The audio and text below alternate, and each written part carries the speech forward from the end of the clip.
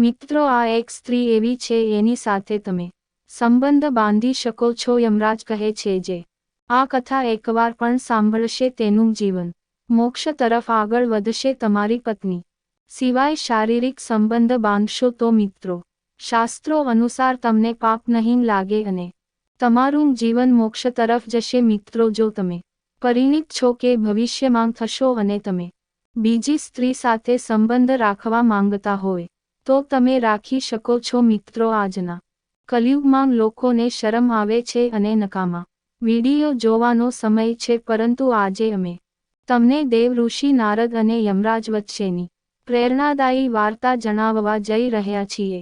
મિત્રો, પત્ની સિવાય આ એક સ્ત્રી સાથે સંબંધ રાખવો પાપ નથી હોતું. મિત્રો, શાસ્ત્રો અનુસાર કોઈ પણ પુરુષ તેની પત્ની સિવાય આ એક સ્ત્રી સાથે શારીરિક સંબંધ બાંધી શકે છે. મિત્રો, એક વખત દેવર્ષિ નારદ નારાયણનો જાપ કરતાં અવકાશ થંગીને યમલોક પહોંચે છે. મિત્રો, યમરાજ વિશાલના સિંહાસન પર બિરાજે છે અને ચિત્રગુપ્ત તેની પાસે બેઠો છે. ત્યારે દેવર્ષિ નારદ તે સ્થાને પહોંચે છે. દેવર્ષિ નારદને આવતા જોઈને યમરાજ તેમનું સ્વાગત કરે છે અને તેમને નમસ્કાર કરવા લાગ્યા અને કહે છે, દેવર્ષિ, તમારા આગમનથી ધર્મપુરી ધન્ય થઈ છે. દેવર્ષિ નારદ કહે છે, હે મૃત્યુ અને ન્યાયના દેવતા યમરાજ, તમને પ્રણામ છે. યમરાજ કહે છે, અવશ્ય કોઈ મહત્વપૂર્ણ ઘટના હોવી જોઈએ. કૃપા કરીને અમને જણાવો કે તમે આજે યમપુરી માંગ કયા હેતુથી આવ્યા છો. ત્યારે નારદજી કહે છે, હે ધર્મરાજ, મૃત્યુ અને ન્યાયના દેવતા, તમે ન્યાયના દેવ છો. તમે ત્રણેય જગતના જીવોને તેમના કાર્યો અનુસાર સજા કરો છો. તમારી પાસે તમામ જીવો અને ચાર દિશાઓનો હિસાબ છે. તમે પાપી લોકોને નરકમાં મોકલો છો અને પુણ્યવાન મનુષ્યને તમે સ્વર્ગમાં મોકલો છો. તેથી જ તમને મનુષ્યના તમામ પાપો અને પુણ્ય કાર્યોનું જ્ઞાન છે. હું તમારી પાસે એક વિચિત્ર પ્રશ્ન લઈને આવ્યો છું. કૃપા કરીને મારા પ્રશ્નનો જવાબ આપો. ત્યારે યમરાજ કહે છે, હે દેવર્ષિ, તમે સાચું કહો છો.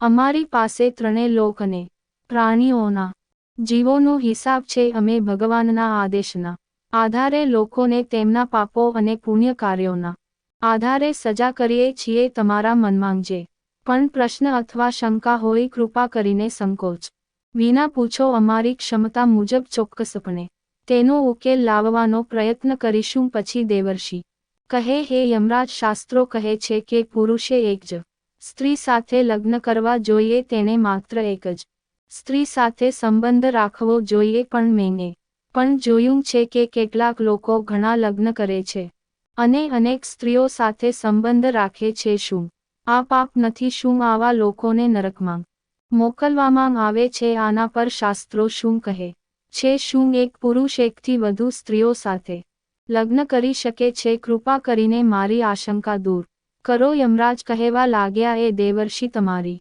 પાસે આ પ્રશ્ન સમગ્ર માનવ જાતિના કલ્યાણ માટે યોગ્ય રીતે ઉઠાવવામાં આવ્યો છે. મિત્રો, જો આજના યુગની વાત કરીએ તો જ્યારે પતિ પત્ની એકબીજા સાથે લગ્નના બંધનમાં બંધાય છે અને સાથે રહેવાના શપથ લે છે. મિત્રો, આજના આધુનિક યુગમાં હર કોઈ પંડિતની સામે લે છે, પરંતુ આજના જમાનામાં લગ્ન સમય પતિ પત્ની જે શપથ લે છે તે ફક્ત શપથ જ રહી ગઈ છે. કારણ કે મિત્રો, લગ્ન પછી એક જ પત્ની રહે છે. આની સાથે ઘણી વખત સમાગમ કે કર્યા પછી પુરુષ કંટાળી જાય છે અને તેને બીજી પત્નીની જેમ જોવા લાગે છે.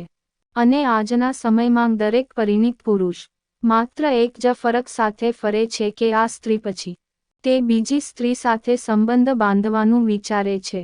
આ કરતી વખતે તેને કોઈ સ્ત્રી સાથે રહેવાનું મન થતું નથી. તે ફક્ત નવી સ્ત્રીઓ સાથે તેની વાસનાને શાંત કરવા માંગે છે. પણ મિત્રો, એક જ સ્ત્રી એવી છે કે જો તમે પત્ની હોવા છતાં તેની સાથે શારીરિક સંબંધ બાંધવો છો તો મિત્રો, શાસ્ત્રો અનુસાર તમે પાપ નહીં કરશો.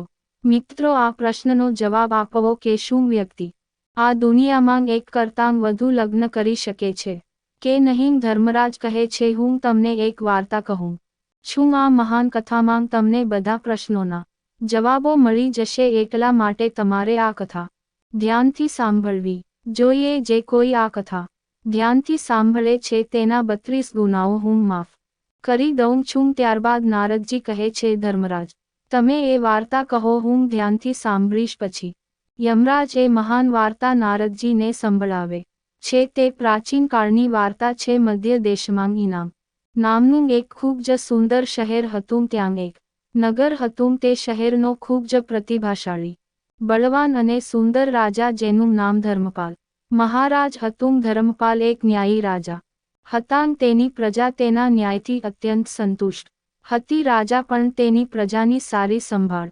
રાખતો હતો. તે લોકોની બધી જરૂરિયાતોનું સારી રીતે ધ્યાન રાખતો હતો. મહારાજાને સુકન્યા નામની પત્ની હતી, જે ખૂબ જ સુંદર હતી. મહારાજ ધર્મપાલ અને રાણી સદ્વણી ચારિત્ર્યવાન અને સમર્પિત સ્ત્રીઓ હતી. સુકન્યા ખૂબ જ દયાળુ સ્વભાવની હતી. તે દરેક પ્રકારના યજ્ઞ, દાન, ધર્મ અને કર્મકાંડો કરતી હતી. તેના સામ્રાજ્યમાં બધું જ હતું, પણ માત્ર એક જ કારણથી મહારાજા, રાણી અને પ્રજા દુઃખી રહી હતી. મહારાજાને કોઈ સંતાન ન હતું, જેના કારણે મહારાજા દુઃખી અને ચિંતિત રહ્યા. લોકોને પણ મહારાજની સ્થિતિ ગમતી ન હતી. ઘણા પ્રયત્નો થતાં મહારાજને સંતાન ન થયું. મહારાજે ઘણી વિધવાઓને બોલાવી પુત્ર પ્રાપ્તિ માટે અનેક ઉપાયો કર્યા.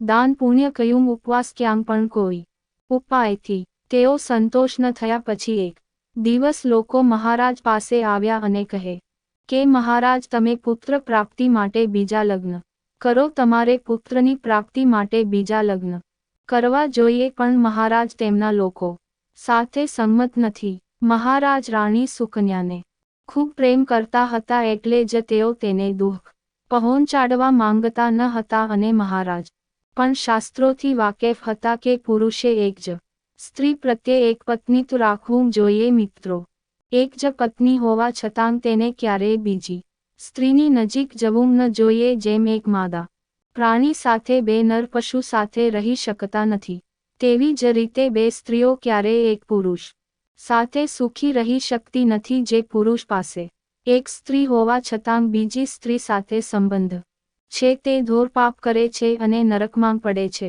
એ જ કારણથી મહારાજ બીજા લગ્ન કરવા માંગતા ન હતા. પછી લોકો રાણી પાસે ગયા અને તેમને વિનંતી કરી કે તેઓ મહારાજને ફરીથી લગ્ન કરવા માટે રાજી કરે. રાણી સુકન્યા પણ લોકોની દુર્દશા સમજીને ત્યાં આવી. મહારાજે કહ્યું, હે પ્રભુ, તમે કૃપયા બીજા લગ્ન કરી લો. આપના રાજ્યને ભવિષ્યમાં એક રાજાની આવશ્યકતા પડી શકે છે. ત્યારે રાજાએ રાણીને મનાઈ કરી અને કહ્યું, એ પ્રિય, હું ફરીથી લગ્ન કરીશ તો પણ હું પાપને પાત્ર થઈશ. મારી નરકમાં જવું પડશે. અને તું મને કહે કે તું મારા બીજા લગ્નથી ખુશ રહી શકીશ. તો રાણી કહે, હે પ્રભુ, તારી ખુશીમાં જ મારી ખુશી છે. અમે મારી સોતનને મારી બહેન માનીને પ્રેમ કરીશ. મહેરબાની કરીને અચકાશો નહીં. હું એક ક્ષણ માટે પણ દુઃખી નહીં થઈશ. હું તમને લગ્ન માટે સંમતિ આપીશ. મહારાજ કહે છે, હે દેવી, પણ મારાથી જે પાપ થાય છે તેનાથી મને કોણ બચાવશે? સ્ત્રી હોવા છતાં બીજી સ્ત્રી સાથે સંબંધ, આ પાપમાંથી કોઈ મુક્તિ નથી. હું ઘરમાં આવી આફત સર્જવા માંગતો નથી. બીજી તરફ સ્વર્ગમાંથી મહારાજના તમામ પૂર્વજો, તેઓ આ ઘટના જોઈ રહ્યા હોય છે. તે તેમના પુત્રના આવા વર્તનથી ખૂબ જ દુઃખ થાય છે. મહારાજને પુત્ર ન હોય તો કુળનો નાશ થાય. આ ભયને લીધે બધા પૂર્વજો ખૂબ જ દુઃખી થાય છે. પછી એક દિવસ બધા પૂર્વજો મહારાજના સ્વપ્નમાં આવે છે. તેને દર્શન આપીને કહે છે કે, હે પુત્ર, તારા કારણે અમારે દુઃખ આવી રહ્યું છે. અમારા કુળનો નાશ થઈ રહ્યો છે. ત્યારે મહારાજ તેમના પૂર્વજોને કહે છે, એ મહાત્માઓ, મેં એવું શું પાપ કર્યું છે કે તમે બધા તમારા આત્માને આટલા દુઃખી થયા છો? શાંતિ માટે જે પણ ઉપાય હશે તે હું ચોક્કસ કરીશ. એટલે જ તે પૂર્વજો કહેવા માંડે છે કે, હે પુત્ર, અમારા ઉદ્ધારનો એક જ ઉપાય છે, અને તે છે તારું બાળક. જો તું પુત્રને જન્મ નહીં આપે તો અમે તારી સાથે નરકમાં પણ જવું પડશે. અમારું આખું કુળ અને વંશનાશ પામશે. અને તમને ફરીથી લગ્ન કરવા વિનંતી કરીએ છીએ. પુત્ર વિના માણસને મોક્ષ નથી મળતો. તે પુત્ર છે જે માતા પિતાને બચાવે છે અને શ્રાદ્ધ કરે છે. ત્યારે તેમની મોક્ષ આપે છે. જો તેને પુત્ર હોય તો આપના પાપોનો નાશ થાય છે. જ્યારે તે પૃથ્વી પર દાન કરે છે ત્યારે આપણને સ્વર્ગમાં ભોજન મળે છે. એટલે જ એ પુત્ર પ્રાપ્તિ માટે તું જલ્દી કોઈ ઉપાય શોધી લે. પૂર્વજોની વાત સાંભળીને પણ મહારાજ બીજા લગ્ન કરવા માટે તૈયાર નથી થતા. પછી બધા દુઃખી થઈને યમરાજ પાસે જાય છે અને તેમને વિનંતી કરે છે કે હે ધર્મરાજ, કૃપા કરીને અમારા કુળની રક્ષા કરો. અમારા પુત્રને કોઈ સંતાન નથી અને સંતાન વિના આપનું કુળ નાશ પામશે. કૃપા કરીને અમારા પુત્રને ફરીથી લગ્ન કરવાની અનુમતિ આપો. ત્યારે યમરાજ કહે છે, એ મહાત્માઓ, હું તમારા પુત્રને ચોક્કસપણે સમજાવીશ અને તેને પુત્ર પ્રાપ્ત કરવાની પ્રેરણા આપીશ. આમ કરવાથી યમરાજ પૃથ્વી પર આવે છે. જય જય બજરંગ બલી કી જય હો. દરેક ભક્ત જે આ વિડિયો જોઈ રહ્યો છે તેના ઘરમાં સૂક્ષ્મજી રહે, તેના ઘરમાં કોઈ મુશ્કેલી ન આવે અને આખો પરિવાર સુખ શાંતિથી વ્યાપન કરે, જીવન સુખી અને શાંતિથી પસાર થાય છે. મિત્રો, જો તમારા માંગથી કોઈ જો જય જય બજરંગબલીજી માંગ વિશ્વાસ હોય તો જો તમે ખરેખર ભક્ત હોવ તો તમે આ વિડિયોને લાઈક કરો અને નીચે કોમેન્ટ બોક્સમાં એકવાર જય જય બજરંગબલી લખો. જે કોઈ પણ ભક્ત કમેન્ટ બોક્સમાં જય જય બજરંગબલી લખે તો તેના મનની જે ઈચ્છા હોય તે ભગવાન પૂરી કરશે. વાર્તા સાથે આગળ વધીએ. જ્યારે યમરાજ પૃથ્વી પર આવે છે અને ઋષિનું રૂપ ધારણ કરે છે, તે મહારાજા ધર્મપાલના દરબારમાં જાય છે. તે ઋષિને જોઈને મહારાજા ધર્મપાલ ખૂબ જ ખુશ થઈ જાય છે અને તેમનો આદર કરે છે. તેઓ તેમને પૂછે છે કે હે મહાત્મા, તમે કોણ છો અને કયા હેતુથી અમારા રાજ્યમાં આવ્યા છો? તમારા ચહેરાનું તેજ જોઈને એવું જણાય છે કે તમે ચોક્કસપણે મહાન તપસ્વી છો. પછી ઋષિ રાજાને કહે છે, હે વત્સ, હું યમરાજ છું. તમારા પૂર્વજોની વિનંતીથી જ હું પોતે તમને મળવા આવ્યો છું. એવું સાધુ મહારાજને કહે છે કે હે વત્સ, તે તમારા પૂર્વજોને નારાજ કર્યા છે, જેના કારણે તમારું સમગ્ર સામ્રાજ્ય નાશ પામશે. પુત્ર વિના તમારી દુર્ગતિ થશે. તને ક્યારેય મોક્ષ નહીં મળે. શાસ્ત્રો કહે છે કે માણસે મોક્ષ મેળવવા માટે પુત્રને જન્મ આપવો જોઈએ. ત્યારે મહારાજ કહે, એ ધર્મરાજ, હું લાચાર છું. હું ફરીથી લગ્ન કરીને પાપનો ભાગીદાર બનવા માંગતો નથી.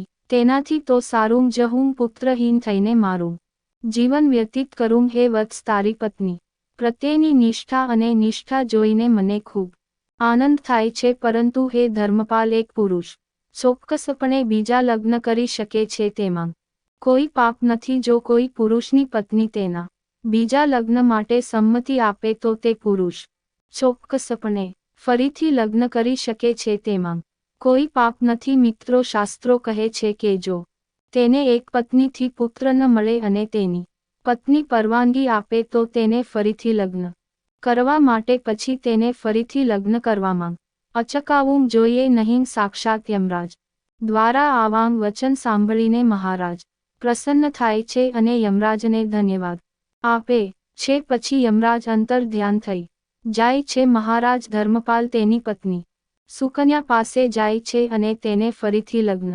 કરવાની પરવાનગી માંગે છે. ત્યારે મહારાણી સુકન્યા તેને બીજા લગ્ન કરવાની પરવાનગી આપે છે. મહારાજ બીજી સ્ત્રી સાથે લગ્ન કરે છે, જેના કારણે તેમને એક સુંદર પુત્ર રતનનો મહિમા મળે છે અને બીજી તરફ સ્વર્ગના તમામ પૂર્વજો પણ ખુશ થઈ જાય છે. મિત્રો, શાસ્ત્રો અને પુરાણોમાં કહેવામાં આવ્યું છે કે મનુષ્ય ધરતી પર રહીને જે પણ સારા અને ખરાબ કાર્ય કરે છે તે બધા કાર્યોનો હિસાબ મૃત્યુ પછી થાય છે અને તે મુજબ તમને સજા અને પુનર્જન્મ મળે છે. ભગવાનની નજરમાં તમારા સારા કાર્યો કોને કહેવાય છે અને ખરાબ કાર્યોને પાપ કહેવામાં આવે છે. પુરાણોમાં ઘણા સારા અને ખરાબ કાર્યો જણાવવામાં આવ્યા છે. ગરુડ પુરાણ અને ઉપનિષદમાં એવું પણ કહેવામાં આવ્યું છે કે મૃત્યુ પછી તેના પાપ કર્મોને લીધે માણસને વિવિધ પ્રકારના પાપોની સજા મળે છે. કઈ અલગ અલગ સજા આપવામાં આવે છે. ગરુડ પુરાણમાં ઉલ્લેખ છે કે પૃથ્વી પર માણસ જે પણ પાપ કરે છે તે બધા પાપોની એક પછી એક જુદી જુદી સજા આપવામાં આવે છે યમના ન્યાયમાં તે કોઈ પણ પાપની સજામાંથી બચી શકાતું નથી મિત્રો ગરુડ પુરાણમાં કહેવાયું છે કે જે પુરુષ સાથે વ્યભિચારી સંબંધ હોય તેને લોખંડના ગરમ સળિયાથી આલિંગન કરાવવામાં આવે છે પોતાના ગોત્રની સ્ત્રી સાથે સંબંધ રાખનાર પુરુષને નરકની યાગ્યાઓ ભોગવી પડે છે અને તેને લકકડગુના રૂપમાં જન્મ લેવો પડે છે મિત્રો કુંવારી કે અલાયુ યુવતી સાથે શારીરિક સંબંધ બાંધનારને નરકની આખરી આજ્ઞાઓ સહન કરીને અજગરના રૂપમાં જન્મ લેવો